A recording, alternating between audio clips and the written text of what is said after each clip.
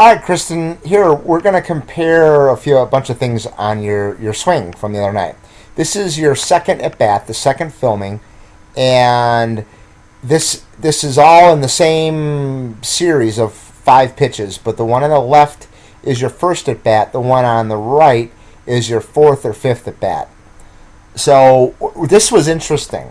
Okay, if I'll show you this. If we look at the Olympic and elite players, when they take their stride and come down to heel plant, their angle from the middle of their head to their feet is about 38 to 41, 42 degrees. They're pretty wide, all the elite hitters, okay? So let's look at you. On the left, I've got you at 33. On the right, I've got you at 35, so about the same. So the interesting thing is the one on the left. Let's just watch that one.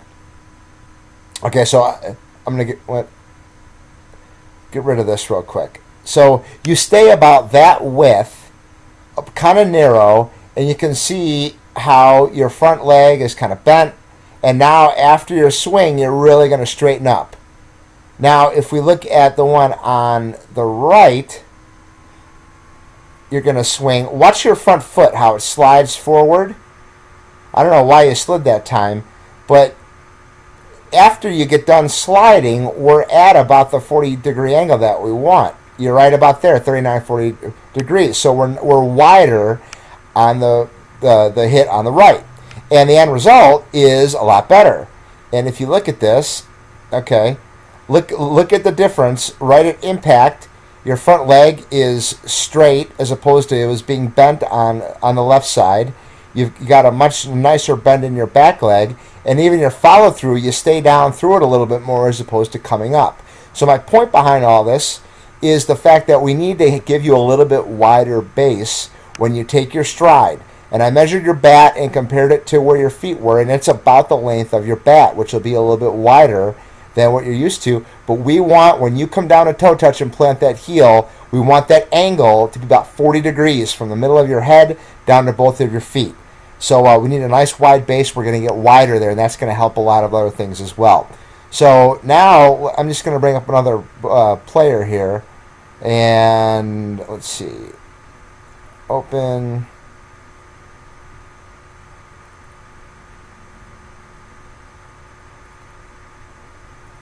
All right, so now we're going to compare you to Andrew Duran on the left-hand side. And let's just come down right to impact, because this tells everything. Okay, so there you are at impact. The first thing I see is, look where, if I draw a line through her shoulders like this, look at how much they've rotated. And if I draw that same line through your shoulders are still there. Okay, your shoulders actually stop rotating around there, and all you're doing now is just pushing your hands forward. Watch. Your front shoulder stopped rotating and it doesn't move. Push your hands, push your hands, push your hands. So what we've got to work on doing is keeping, we're going to call it the hitter's box. We've got to keep your hitter's box intact and keep your whole body rotating so that front shoulder keeps rotating all the way into impact. I can show you on Duran's here. Just watch your front shoulder. It keeps going, keeps going, keeps going, keeps going. It doesn't stop rotating. So we need to work on that. And I'll try to keep this real simple. If we look at extension, okay, so there you are at impact. We want to be palm up, palm down, and we don't want our right arm taking over and flipping the bat over, which is exactly what you're doing right there, okay? That's your power V position. You can see how your right arm is flipping the bat over and your hands twist at the power V. And if you go over here and look at Duran, she's still palm up, palm down there. She hasn't flipped over, and her power V is up, kind of pointing right at the pitcher's head as opposed to being down. Here, I'll draw that. You can see how her power V is up and away, and yours is pointed at the ground. Okay? And then you're kind of flipping the bat over the ball with your right hand. And one big reason is watch Duran's front elbow is totally rotating up right there, and yours collapses flat. Okay, so we got to keep working on that. The hitter's box drill is going to help you with that. So just kind of summarizing and trying to keep this real simple, We need you to have a nice wide base down here, a little bit wider than what you're used to. That's going to help you to keep your front leg straight at contact, get this back leg bent, and we're still kind of squishing the bug back here.